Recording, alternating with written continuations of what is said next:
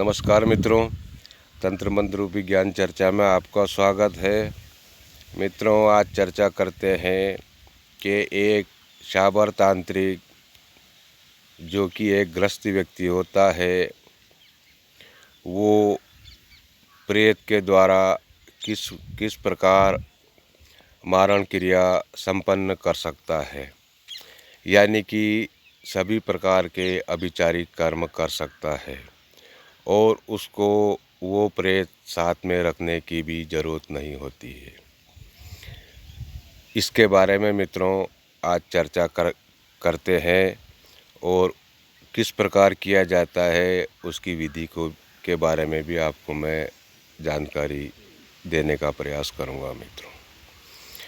तो मित्रों, चर्चा शुरू करने से पहले मैं एक बात और कहना चाहता हूं। मित्रों, एक तांत्रिक को और तंत्र को समझना बहुत मुश्किल होता है और ये इस प्रकार की अभिचारिक क्रियाएं होती है, इनका फिर जीवन में मित्रों तोड़ नहीं होता है और होता है तो वो बहुत मुश्किल से होता है और आपके भाग्यवश ही कोई ऐसा संत महात्मा आपको मिलते हैं, जब भी जाके मित्रों ऐसी विधि का तोड़ मिलता है।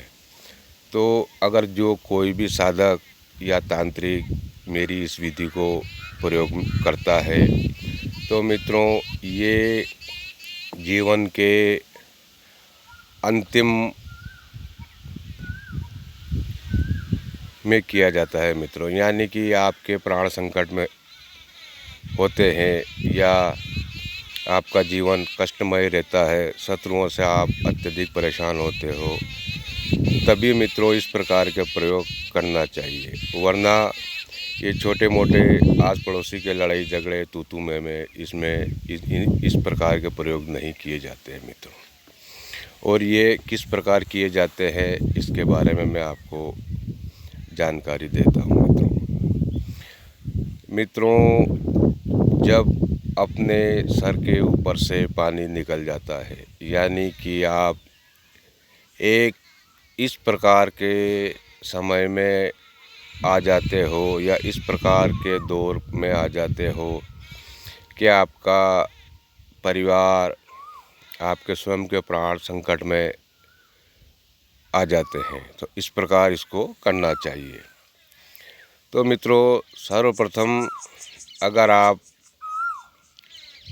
भैरव जी के उपासक हैं तो बहुत बढ़िया है मित्रों, नहीं तो कम से कम आपको भगवान भैरव का एक मंत्र सिद्ध होना चाहिए मित्रों, उसी के बाद ही ये क्रिया चलती है मित्रों। तो अगर आपके पास एक भगवान भैरव का मंत्र है तो आप इस क्रिया को संपन्न कर सकते हो।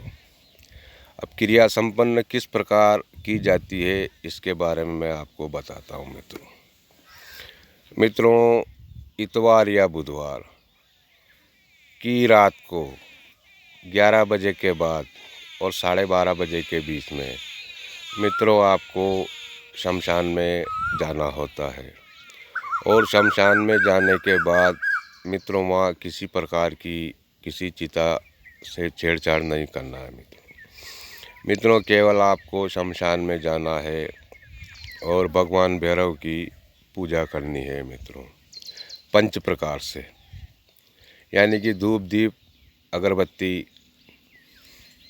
पान सिगरेट इस प्रकार से, शराब इस प्रकार से, और उनकी पूजा करके, और कम से कम अगर आपके पास भगवान भैरव का कोई इष्ट मंत्र है तो उसको उनके सामने 11 बार बोलना है और 11 बार बोलने के बाद भगवान भैरव से प्रार्थना करनी है कि हे भैरवनाथ, मैं आपके यहाँ से आपका एक प्रेत लेके जा रहा हूँ और उस प्रेत से मेरे जो भी शत्रु है आपके, उसका 3 महीने या 1.25 साल या 3 साल में उसका मारण करवाना है। इसलिए मैं उसको लेके जा रहा हूँ। तो आपको ये काम मेरा संपन्न कर देना। ऐसे प्रार्थना करके मित्रों वहाँ से एक ऐसा पत्थर उठाना, यानी वो कम से कम 100 ग्राम या 50 ग्राम का होना चाहिए। ऐसा पत्थर उठा कर के मित्रों उसको, अगर वहाँ कोई चिता है तो उसके ऊपर 11 बार घुमा के और भगवान भैरव के चरण में रख कर के, और फिर उसको आपको लेके आना है। और आते टाइम पे मित्रों आपको पीछे नहीं देखना है, और लेकर के उसको, जो भी आपके शत्रु है, उसके मकान में ऐसी जगह रख देना है जहाँ पर किसी को पता नहीं चले। यानी कोई गमला हुआ या कोई ऐसी जगह हुई जहाँ किसी की नज़र ना पड़े, या ज़मीन में आप उसके शत्रुओं के घर में गाड़ सकते हो मित्रों। तो ये एक निश्चित समय के बाद वो आपका काम हो जाएगा मित्रों। और इसमें आपको किसी प्रकार की कोई पूजा नहीं देना है मित्रों, क्योंकि वो प्रेत सामने वाले से पूजा लेकर ही वापस जाएगा मित्रों। नहीं तो वो उस जिस काम के लिए आपने बोला है वो उस शत्रु को नष्ट करके ही जाएगा, यानी उसके स्वयं के प्राण लेके जाएगा। तो इस प्रकार से ये साबर तांत्रिक क्रिया की जाती है मित्रों। तो मेरा आपसे एक और ये अंतिम निवेदन है मित्रों कि इसको हर किसी पे नहीं करें मित्रों, और जो हमसे जिन्होंने मंत्र प्राप्त किए हैं वो भी ये क्रिया संपन्न कर सकते हैं मित्रों। तो ठीक है मित्रों, अगले वीडियो में फिर किसी नए विषय पर चर्चा करेंगे।